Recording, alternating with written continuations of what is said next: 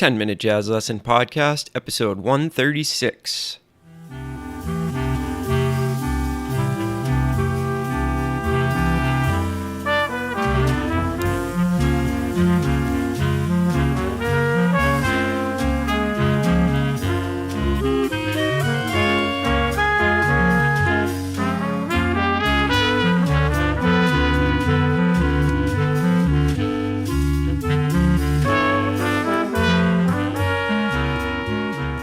Hey everybody, welcome back to another episode of the 10-Minute Jazz Lesson Podcast. Hope you are having a great week. Thanks for tuning in and hope you're ready to learn something new. My name is Nick Manella. I'm the creator and host of this show. If you are brand new to the show, welcome. If you're somebody that's been listening for months and even years, welcome back. We really appreciate you tuning in each and every week. Just wanted to remind you that you can get all the PDFs to every single show that we have ever done by heading over to our Patreon page and pledging $3 a month, a very small amount of money for a lot of material. So I just wanted to give a shout out to everybody that has gone on to Patreon and signed up to be a supporter this week. Thank you to Ed, Vicky, Fumi, and Pete. Thank you guys so much for joining the 10-Minute Jazz Lesson family. Got a lot of cool stuff over on that site, and it only costs you a couple bucks a month to become a member and know that you're supporting jazz education. There's also a great way to support the podcast that doesn't cost you a dime, which is really cool. If you want to, head over to our website, click on the top banner at 10-Minute Jazz Lesson. That is our Amazon affiliate link. So if you're doing some holiday shopping on Amazon and you're going to be buying stuff from them anyways, if you go through our link, they kick us back a little bit of money and it doesn't cost you any extra. So if you feel like you want to support the podcast, you don't have the money to be a patron, but you want to show some love, head over to the website and do your shopping through our link. And that is a tremendous help to us. And again, it doesn't cost you anything. So we really would appreciate that. That's going to be on the top banner of the website, either on mobile or on the desktop site. Okay, enough about that. Let's get into today's episode. So last week we talked about this concept of linear playing and really learning to play long lines in one direction, which is going to force us out of our comfort zone of playing only what we know over certain sets of chord changes. And last week we talked about rhythm changes.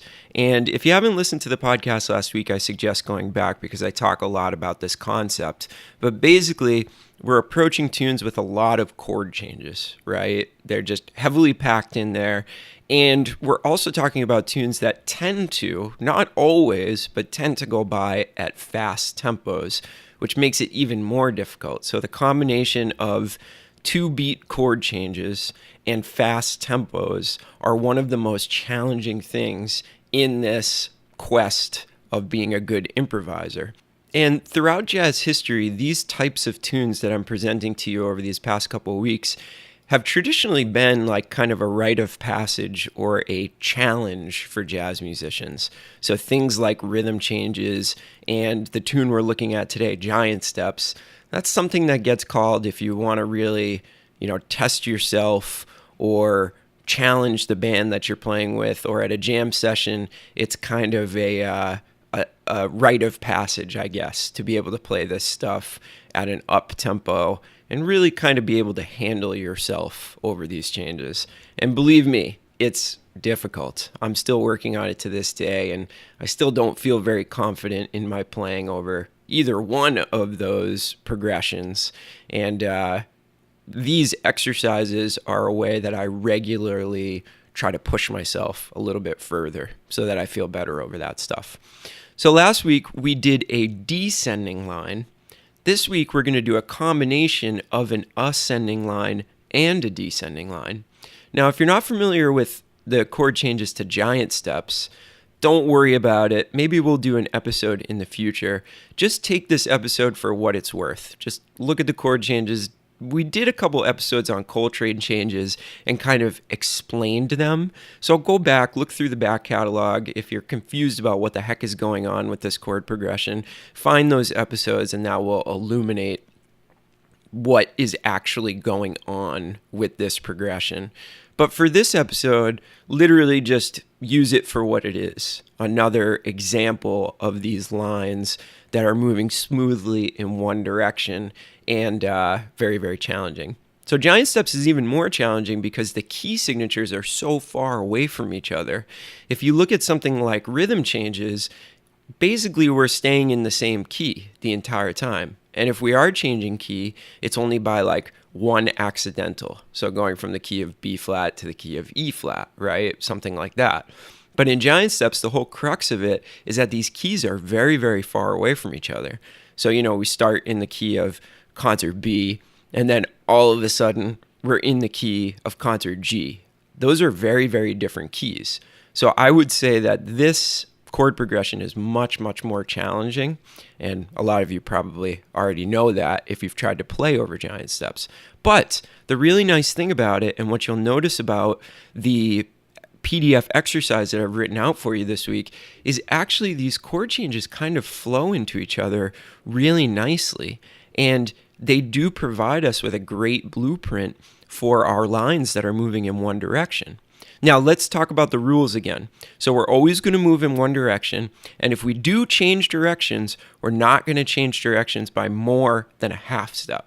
So you'll notice there are some direction changes in this, but they're all half steps. And the nice thing about that is that it doesn't really affect the feeling that the line is moving in one direction. If you, suddenly pivot down, but only by a half step, and then continue going up, the brain still processes that as, okay, I'm still moving up.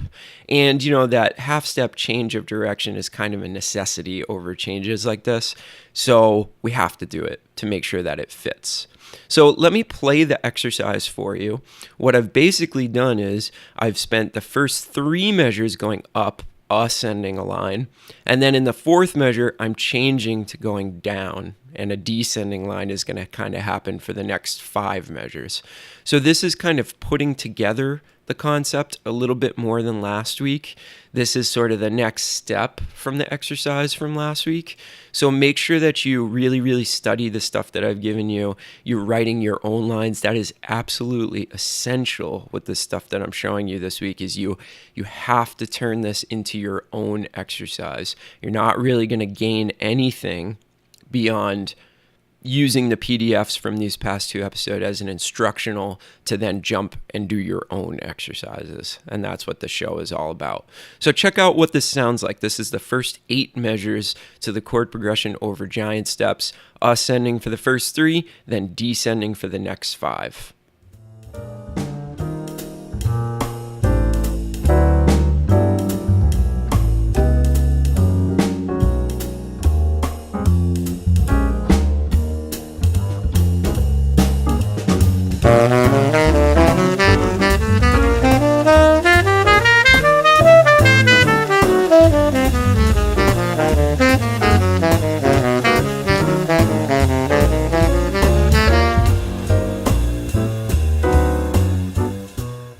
So you can hear that really also tests the limits of the range of my instrument, which is also a fantastic kind of side effect of this exercise.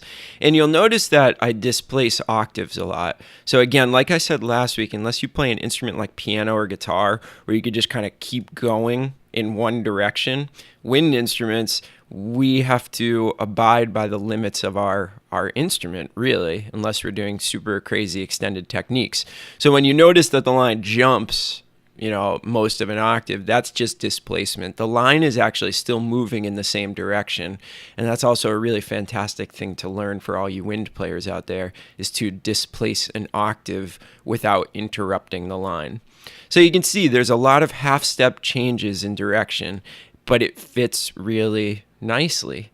And again, this is not like the most genius sounding, harmonically complex, harmonically rich exercise. It's just something that we do to break us out of our comfort zone. The longer you do this, the more refined your playing will actually get. And the ultimate goal is to be able to play in one direction with a smooth line without any interruptions in it, without thinking about it. And that's the challenge. That's the real crux of this exercise, is that that's going to take a long time to really perfect.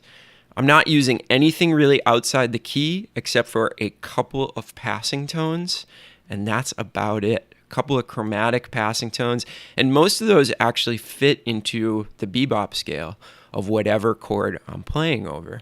So if you don't know about the bebop scale, go back and listen to some of the episodes on the bebop scale, and you'll understand why I'm using a couple of those chromatic notes, but I tried to stay away from them as much as possible. So let's figure out how you can kind of use this week's exercise. So the very first thing I want you to do is I want you to go through and I want you to just analyze everything that's happening in this. Try to figure out what every note is over every chord. That's going to be super important. And then also try to just look at the line as a whole and say, okay, what is this actually doing? And how are the transitions being made from one chord to another? Because that's the really, really important part, is those transitioning moments. That's going to help you develop your long lines. Okay, so analyze it, then play it, and then try to do your own thing. Maybe write out a few on some manuscript paper. And then ultimately, the ultimate goal of this is to do it without writing anything down, which is really, really difficult, okay? But this is all so worth it. And the cool thing about practicing this stuff over these really, really hard tunes is that when you go back to a tune with less chords, which is almost all other tunes, and a slower tempo, it's going to feel so easy to play over that stuff. You're going to have so many options available to you because you're not locked into thinking about the key changing every single 2 beats.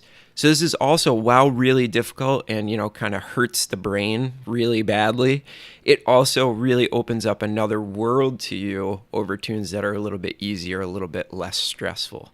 So, I can't recommend practicing this stuff enough, and it's just fun to play over rhythm changes and giant steps, and even more fun when you actually start to sound decent over it.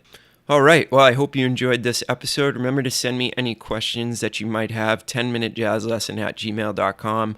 I've been getting a lot of emails from a lot of listeners just starting discussions, whether it be on a Monday Motivation podcast or, one of these Friday podcasts. I just love hearing from you guys, so keep writing in. It's awesome to meet a bunch of you that are out there tuning in every week. Okay, have a great weekend, and we will talk to you soon. Remember, if you're doing some Christmas shopping, go to our Amazon affiliate link at 10minutejazzlesson.com. Do your shopping through there, and we'll get a little bit of support from that, and it doesn't cost you anything extra. Remember to go over to Patreon, grab this PDF and all the other PDFs we've ever done, and thank you out there to everybody that's chosen to support the show. You mean the world to us. We love you guys, and we'll talk to you next week with some brand new episodes. Have an awesome one. Bye.